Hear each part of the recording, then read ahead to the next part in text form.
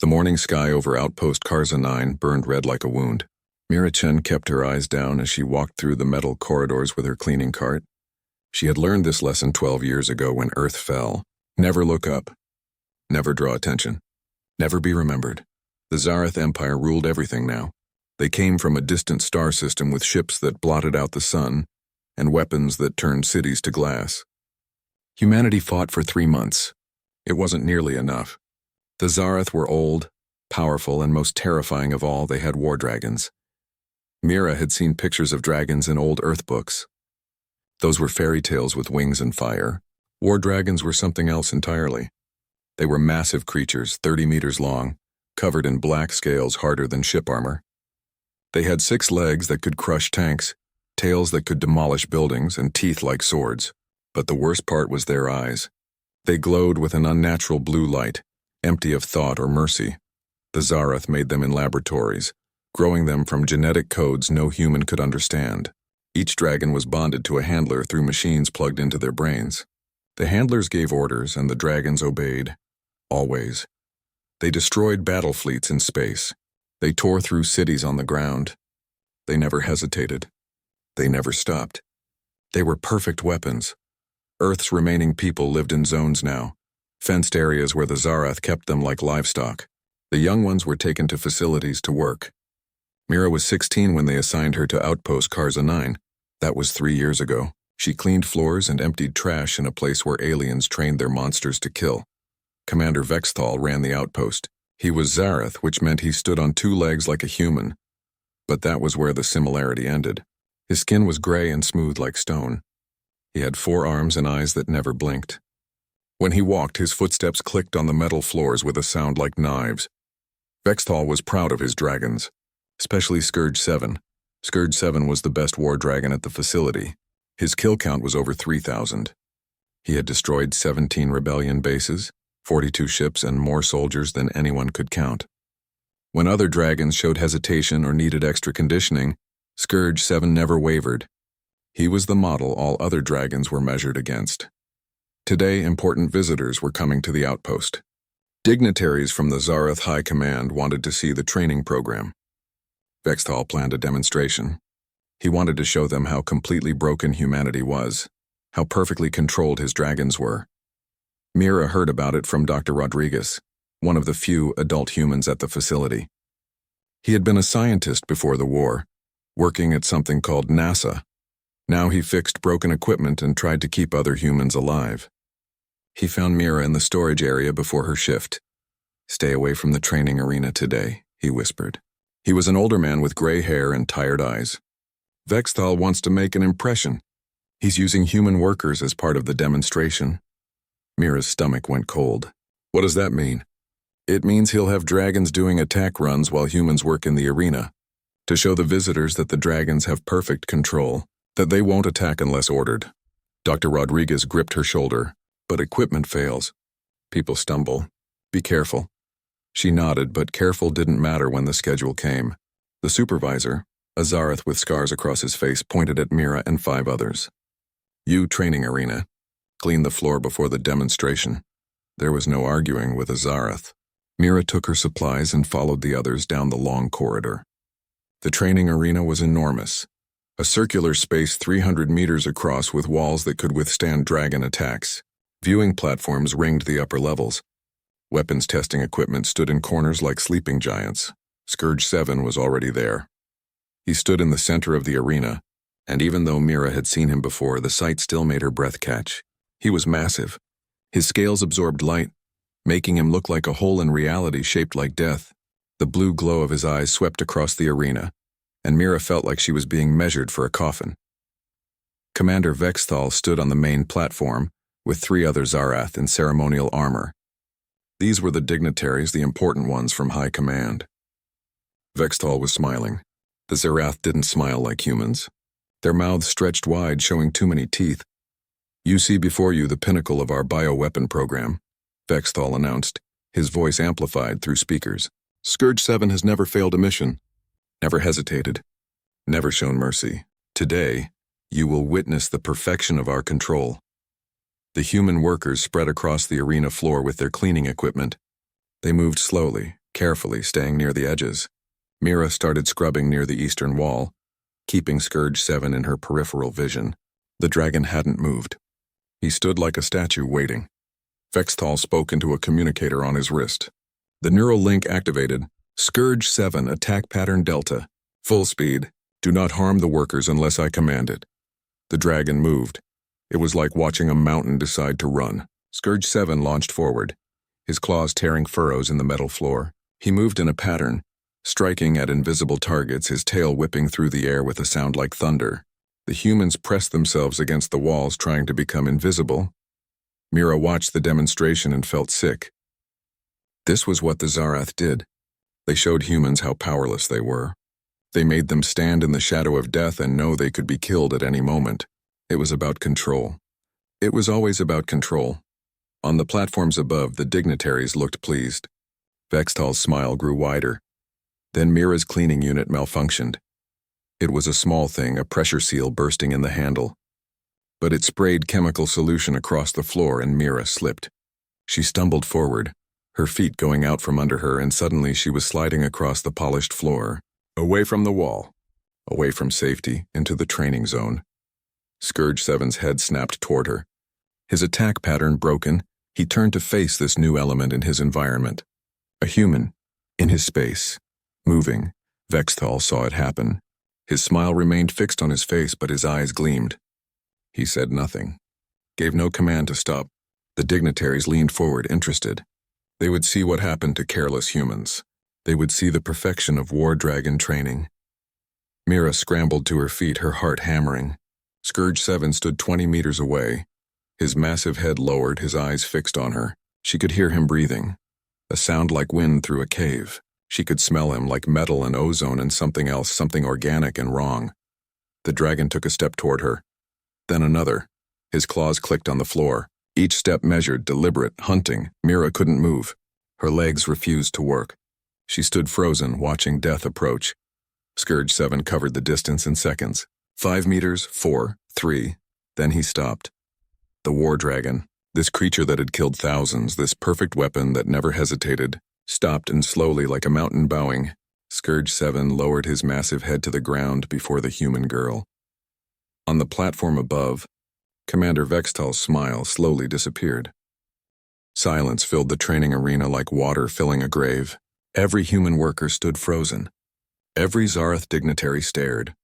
The only sound was Scourge 7's breathing, slow and deep, his massive head resting on the cold metal floor in front of Mira Chen.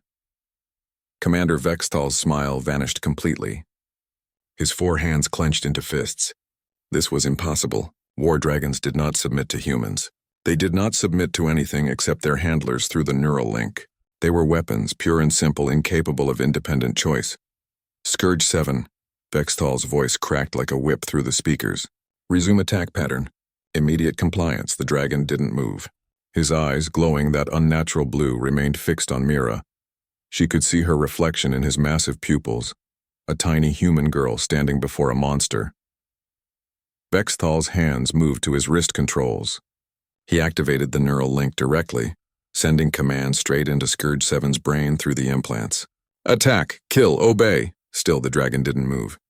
But something changed. A sound began to emerge from deep in his chest. It started as a vibration that Mira felt through the floor beneath her feet. Then it grew louder, a rumbling that filled the arena.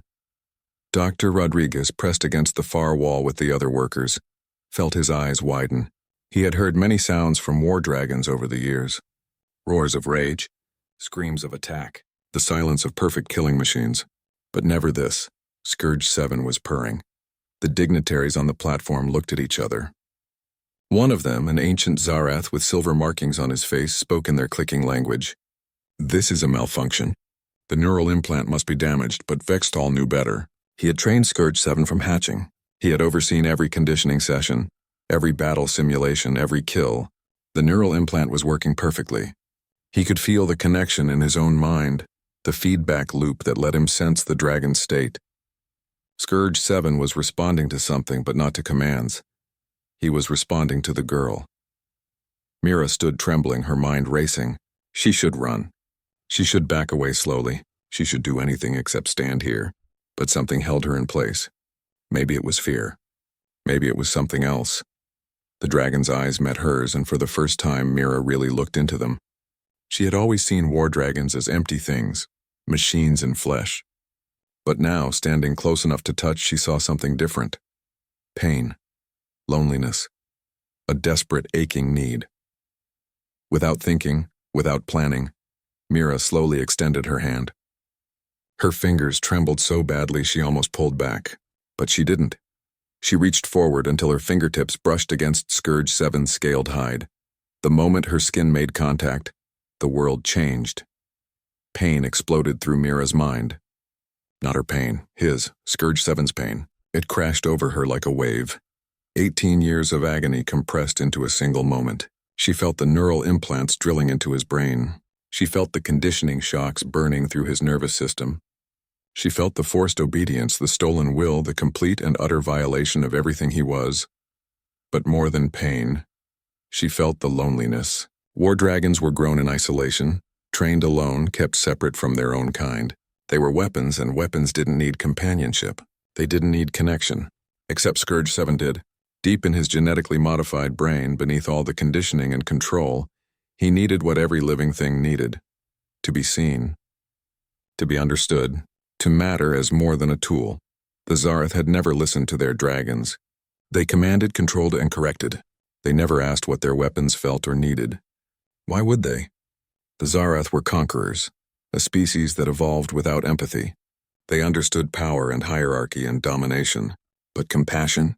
Understanding? Those concepts were as alien to them as their technology was to primitive humans. Mira gasped, and her hand jerked back. But the connection remained, a thin thread of awareness between girl and dragon. She could feel him now, not clearly like reading thoughts, but enough. Enough to know he wasn't a monster. He was a prisoner. Seize her, Vexthal commanded. 2 Zarath guards moved toward the arena floor. Quarantine the dragon. Full containment protocols. The guards reached Mira and grabbed her arms roughly. She didn't resist. She couldn't. Her mind was still reeling from what she had felt. As they dragged her toward the exit, she looked back at Scourge 7. The dragon's head lifted from the floor, his eyes following her. The purring stopped. A new sound emerged, low and mournful like wind through a canyon. Scourge 7 was crying. On the platform, the silver-marked dignitary spoke again. Commander Vexthal, explain this malfunction immediately. Vexthal's mind raced. Malfunction implied a mechanical failure, but the neural implant showed normal function. The dragon's vital signs were stable. By every measure, Scourge 7 was healthy and under control, yet he had refused direct commands. He had submitted to a human. He had shown emotion. Temporary neural disruption, Vexthal lied. I will investigate and correct it. The human clearly caused some form of interference. Then terminate her, another dignitary said casually, and recondition the dragon. Of course. Vexthal nodded, but his mind was working through the problem. He needed to understand what happened before he destroyed the evidence. If one human could disrupt a war dragon, others might do the same. That was a weapon vulnerability the Empire needed to identify and eliminate. Mira was taken to a medical examination room. Zarath scientists swarmed around her, running scanners over every inch of her body. They drew blood, tested her neural activity, analyzed her genetic code. They found nothing unusual. She was average in every measurable way. An ordinary human girl with no special abilities, no hidden enhancements, no genetic mutations. She is unremarkable, the head scientist reported to Vexthal. There is no logical reason for the dragon's response. But in the holding pens beneath the training arena, something illogical was spreading. War dragons in nearby cells had sensed what happened. They couldn't understand it, couldn't name it, but they felt the change. One of their own had broken through the conditioning, had found something beyond the pain and control. A war dragon designated Fury 3 pressed against the bars of his cell. He had been at the facility for 9 years, trained for urban combat. He had never questioned an order, never hesitated to kill, but now something stirred in the prison of his mind. A question, a possibility. What if there was more? 2 cells down, a dragon called Storm 12 stopped eating. She had been restless for weeks, her conditioning requiring more frequent reinforcement. The trainer said she was developing resistance to commands. They planned to increase her shock treatments. But now she remembered something from before the pain. from when she was newly hatched. A feeling, warm and safe and connected. She wanted that again. In the isolation tank at the center of the facility, Scourge 7 lay motionless. They had sedated him after the incident, pumping drugs into his system to keep him calm while they investigated. But even through the chemical fog, he remembered the girl's touch, her hand on his scales, her mind brushing against his. For 18 years he had been a weapon. For one moment he had been seen. Dr. Rodriguez worked late that night, officially repairing ventilation systems but actually thinking about what he witnessed. He had been a scientist once, someone who studied life in the universe. The Zarath had taken that from him, but they couldn't take his mind. War dragons were genetic constructs built from DNA harvested from multiple sources. The Zarath had designed them for aggression, obedience, and lethality. But they had built them from creatures that lived in social groups. Pack animals, herd creatures, beings that evolved to need connection. The Zarath had created weapons that craved what their creators could never provide: empathy, understanding, emotional bonds. But humans could. Rodriguez looked around the empty corridor and made a decision. He activated his communicator, using a frequency the Zarath didn't monitor because they thought humans too primitive to use it properly. The Resistance Network. Small, scattered, but still alive. "This is Rodriguez at Outpost Karza 9, he whispered. "I need to speak with the Council. I've found something." "A weakness in the war dragons." The response came back after a long pause. "Explain." Rodriguez chose his words carefully. "The dragons aren't machines. They're alive, and they're lonely. I think we can reach them." Another pause. "That's insane." "Maybe," Rodriguez said, "but I saw it today. One dragon chose mercy, chose connection. If one can break conditioning, others might follow." He didn't add what he was really thinking. If humans could free the war dragons, if they could turn the Empire's ultimate weapons into allies, then maybe Earth had a chance. Maybe the war wasn't over after all. In her cell, Mira Chen sat with her back against the cold wall and thought about Blue Eyes and ancient pain. She didn't know what would happen to her. Probably nothing good, but she knew something the Zarath didn't.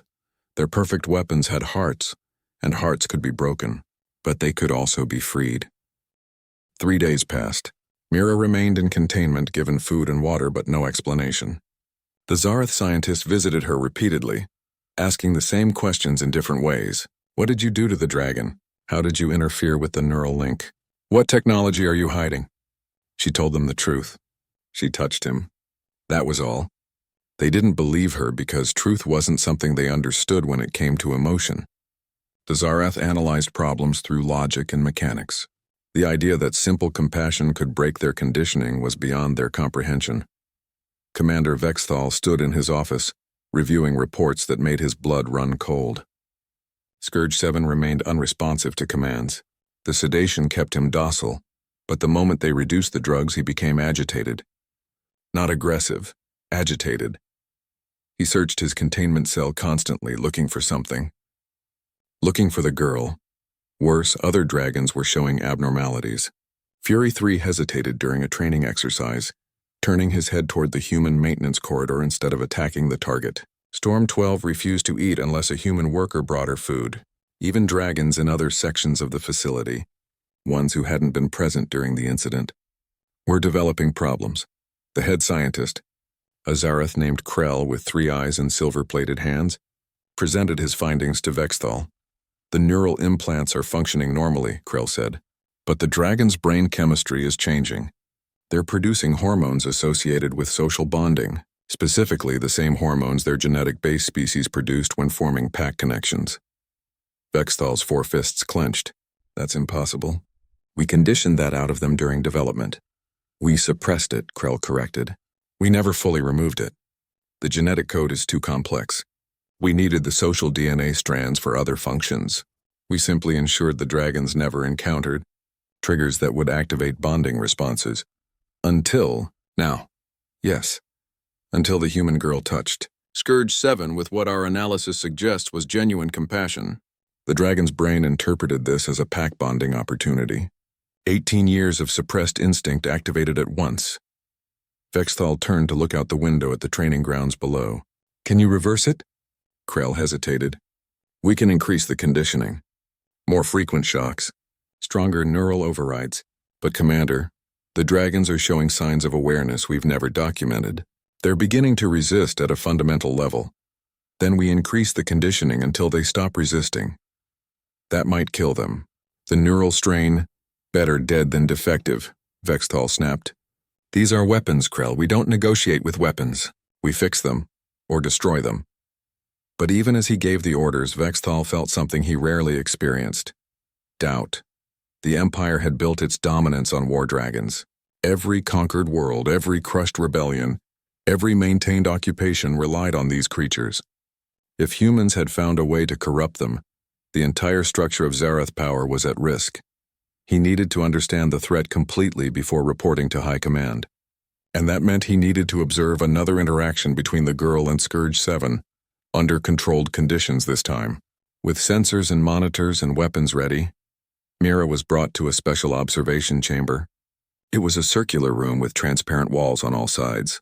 Zarath scientists filled the surrounding spaces, their instruments pointed at the chamber. Vexthal stood in the control room above, his face unreadable. They brought Scourge 7 in through a heavy containment door. The dragon was smaller than Mira remembered, and she realized they had decreased his sedation but not fully removed it. He moved slowly, his head swaying slightly. But when he saw her, his eyes focused with laser intensity. "Approach the dragon," Vexthal's voice commanded through speakers. "Touch it as you did before." Mira's hands trembled. This felt wrong, like she was betraying something sacred. The first touch had been accidental, genuine. This was forced, observed. A performance for the people who had enslaved them both. "I said approach," Vexthal repeated. Scourge 7 took a stumbling step toward her, fighting through the drugs in his system.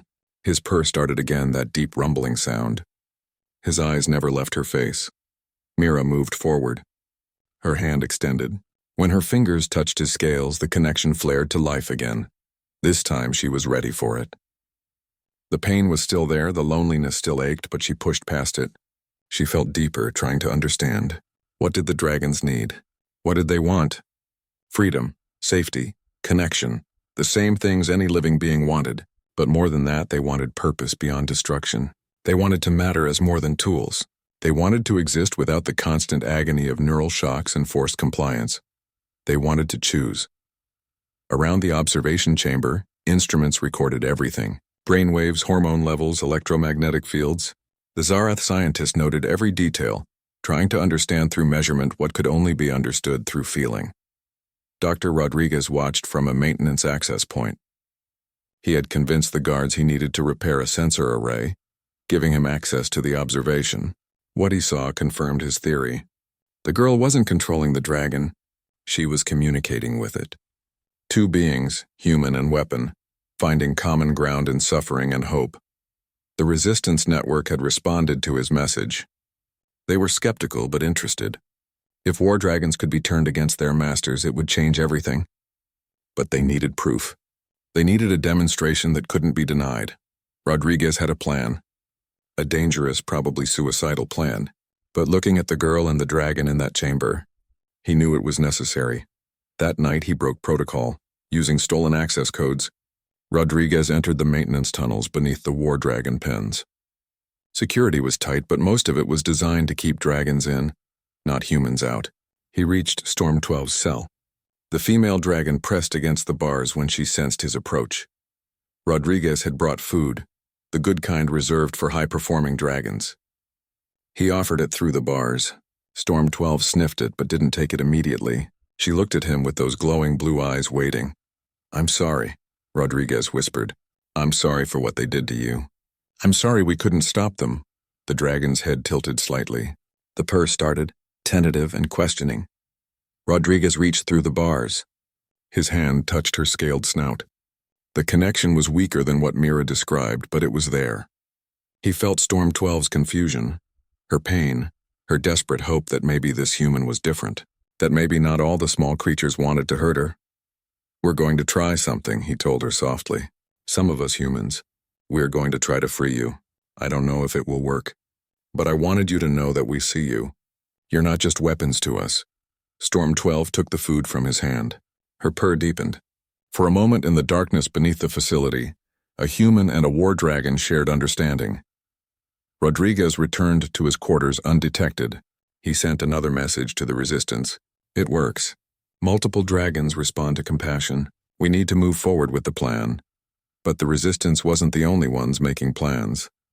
Commander Vexthal reviewed the observation data with growing alarm. The interaction between the girl and Scourge 7 showed clear evidence of neural synchronization. Their brainwaves had aligned during contact. The dragon's stress hormones dropped while bonding hormones increased. This wasn't a malfunction.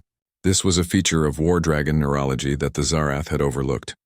A fatal flaw in their ultimate weapon. He drafted a report to High Command, explaining the situation and his recommended solution. The contamination was spreading too fast. If they couldn't reverse the bonding effect, they needed to eliminate it. Completely. That meant destroying all compromised dragons and terminating the human workers who might spread the contamination further. 47 dragons at a cost of billions of credits, 200 human support staff. Acceptable losses compared to the risk of this weakness spreading throughout the Empire's war dragon forces. High Command's response arrived within hours.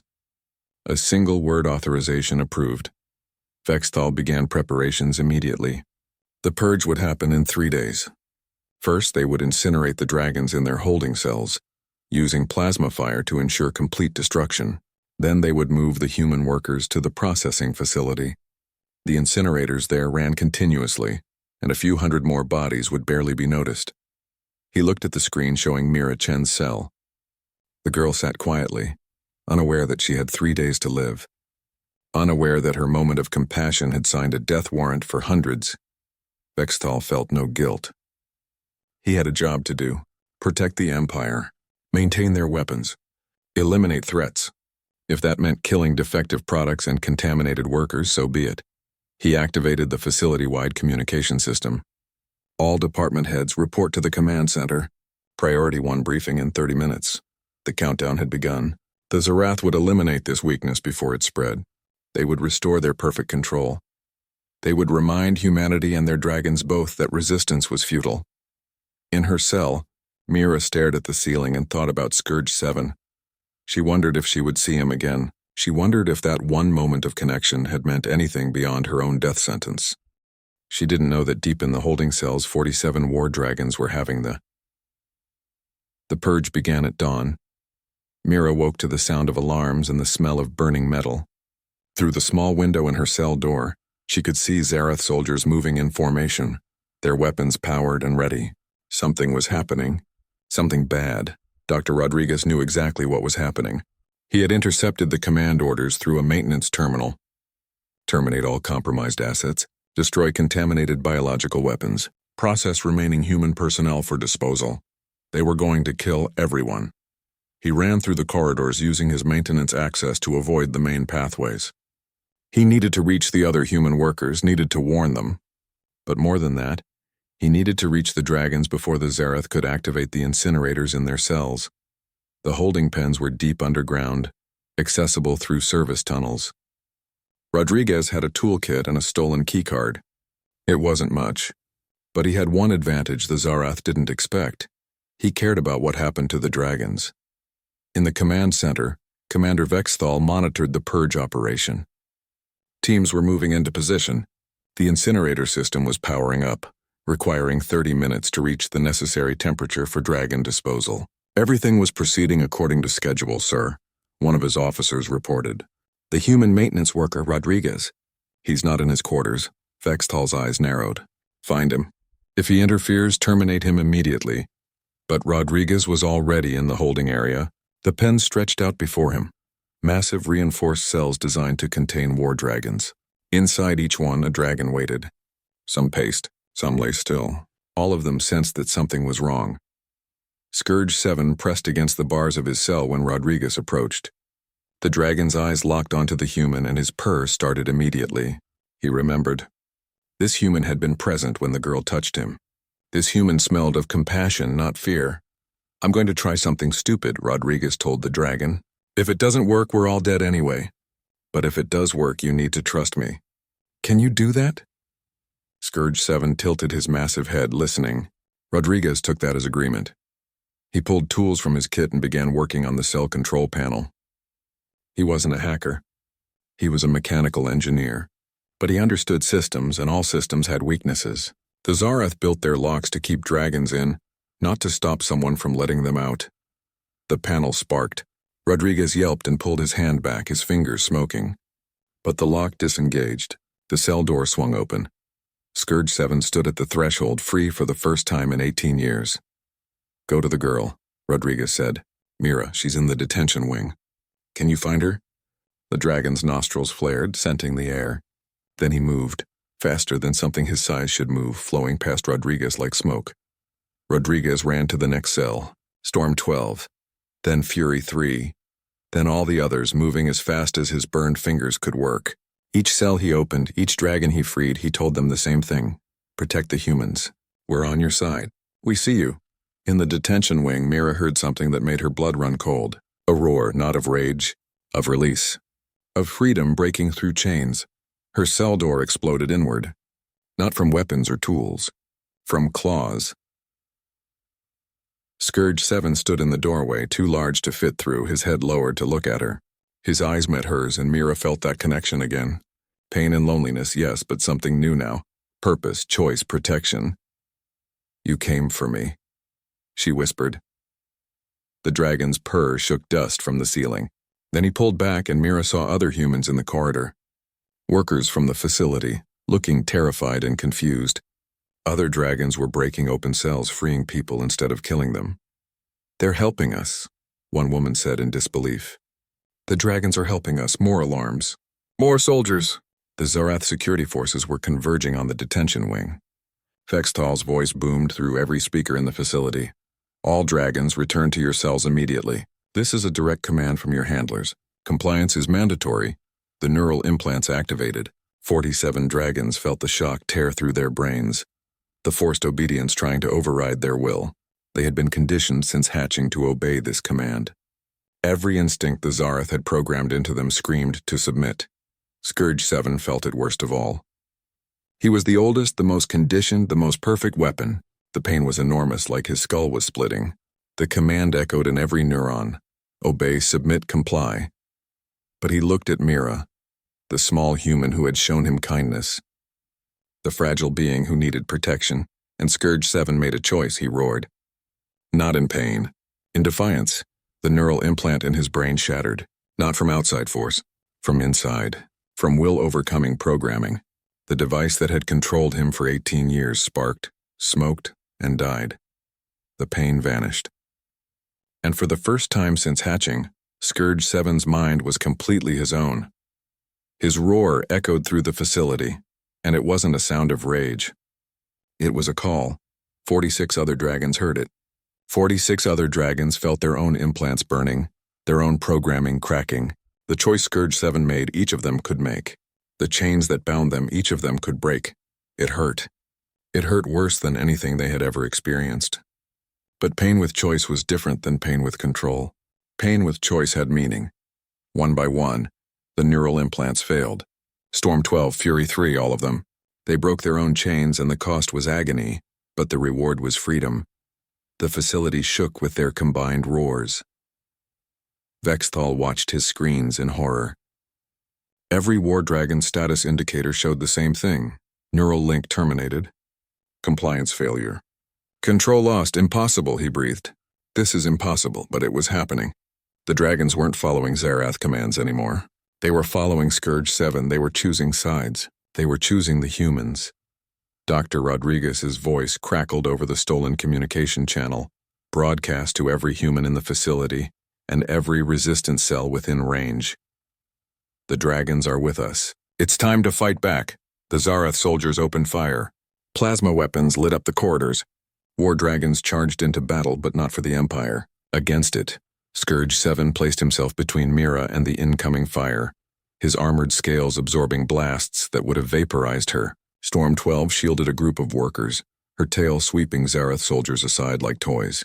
Fury 3 tore through a weapons emplacement, clearing a path for humans to escape. The battle spread throughout the facility. Dragons fought with purpose beyond programming. They protected.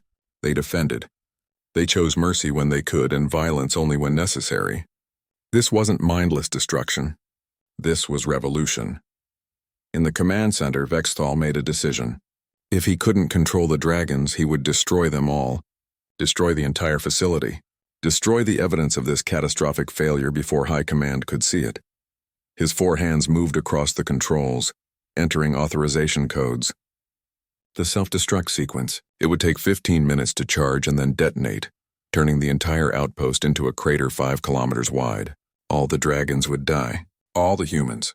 All the evidence. He would claim it was a reactor malfunction. Unfortunate but unavoidable.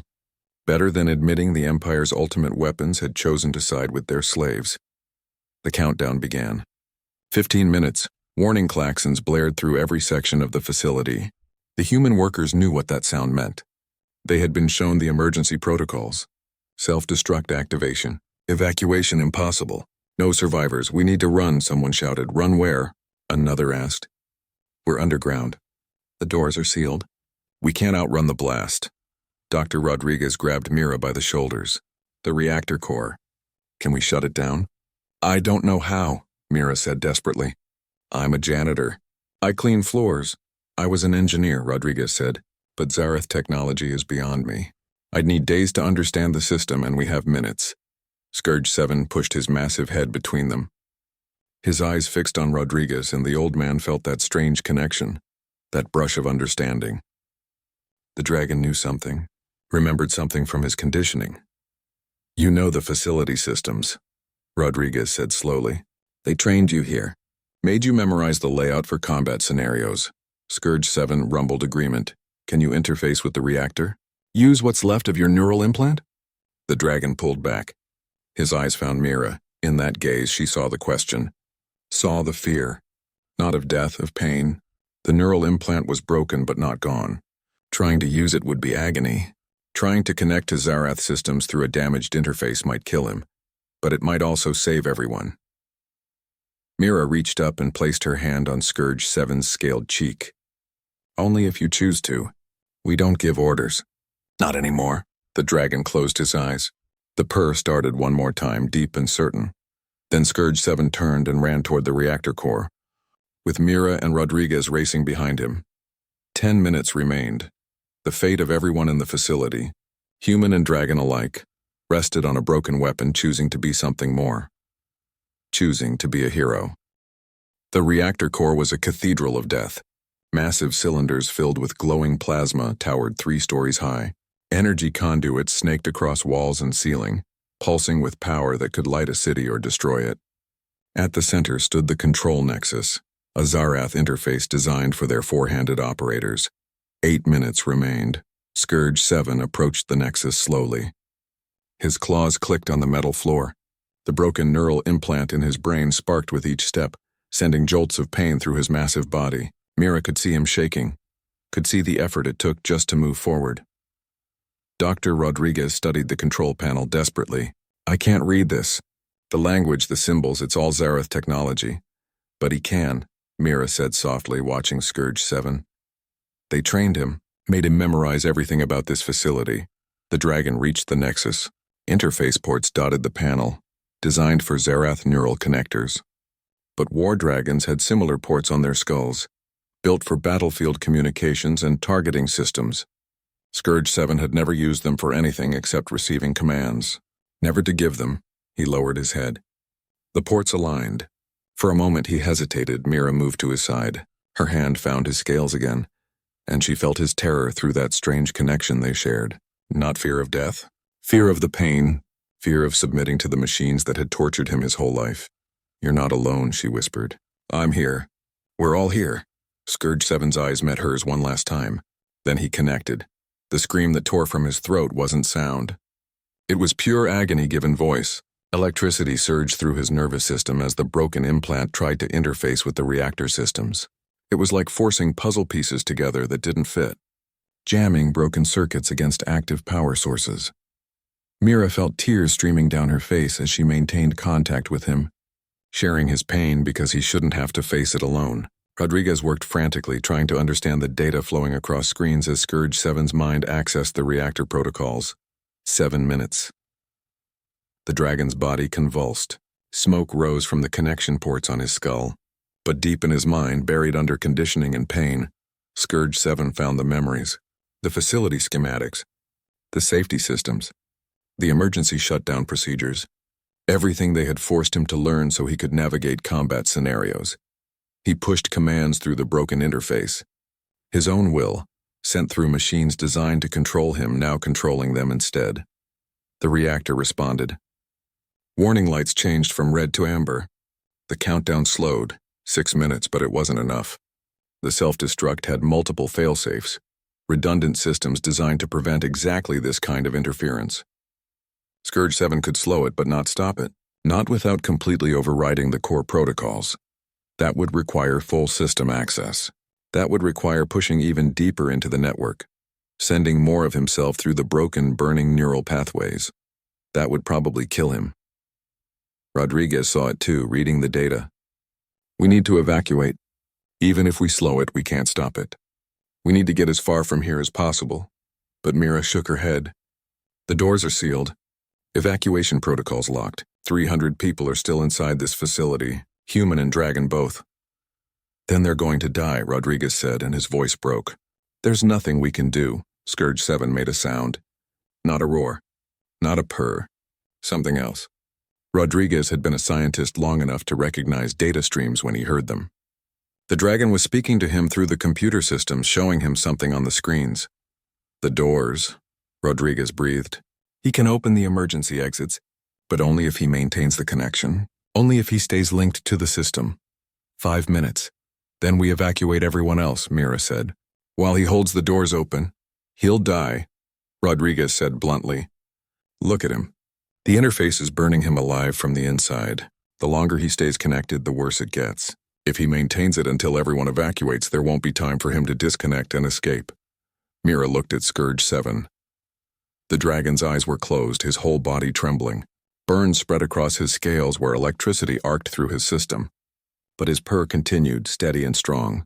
He had made his choice. Send the evacuation signal, Mira said. Tell everyone to run. Rodriguez hesitated one more moment, then activated the facility-wide communication. All personnel, emergency exits are open. Evacuate immediately.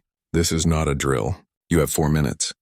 Throughout the facility, humans and dragons heard the message. The sealed doors ground open, revealing tunnels that led to the surface. People ran. Dragons shepherded them, using their bodies to shield against debris from the ongoing battle with Zarath soldiers. Storm 12 carried 5 humans on her back as she climbed the evacuation shaft. Fury 3 held open a collapsing doorway with his body, letting 20 people escape before following. All the freed dragons worked together, protecting the humans who had shown them compassion. In the command center, Commander Vexthal watched his facility empty. His perfect operation was collapsing. His weapons were traitors. His slaves were escaping. And worst of all, High Command would know. They would see how completely he had failed. He could evacuate, save himself, explain to the High Command that the contamination was worse than expected. But that would mean admitting the truth. Admitting that humans could break War Dragon conditioning, that the Empire's ultimate weapons had a fatal flaw. Or he could stay, die with the facility. Let High Command think it was a tragic accident.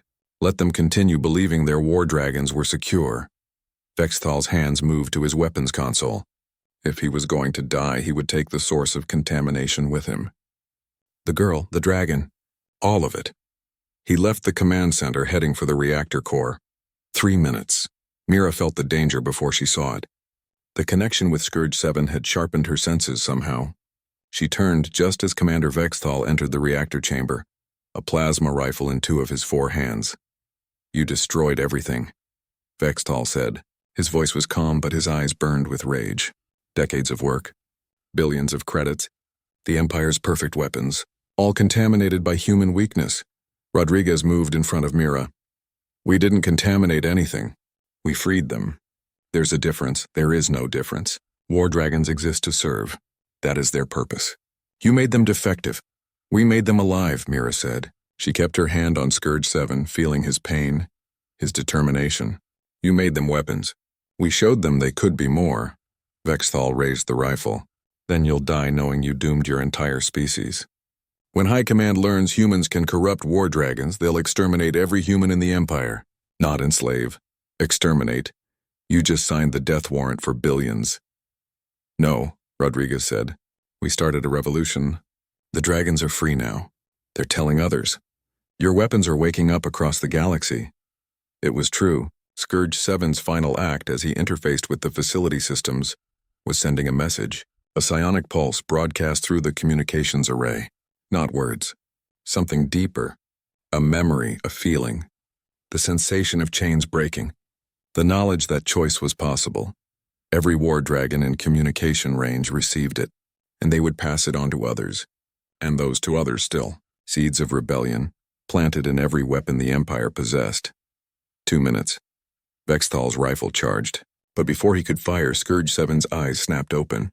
The dragon was barely conscious, his body failing, but he had enough strength for one last action. His tail whipped across the reactor floor faster than a bullet. It hit Vexthal like a battering ram, sending him flying across the chamber. The Zarath commander hit the wall with a crunch and fell, his weapon skittering away. He tried to rise, failed, and collapsed. The effort cost Scourge 7 everything. His connection to the reactor wavered. The countdown accelerated.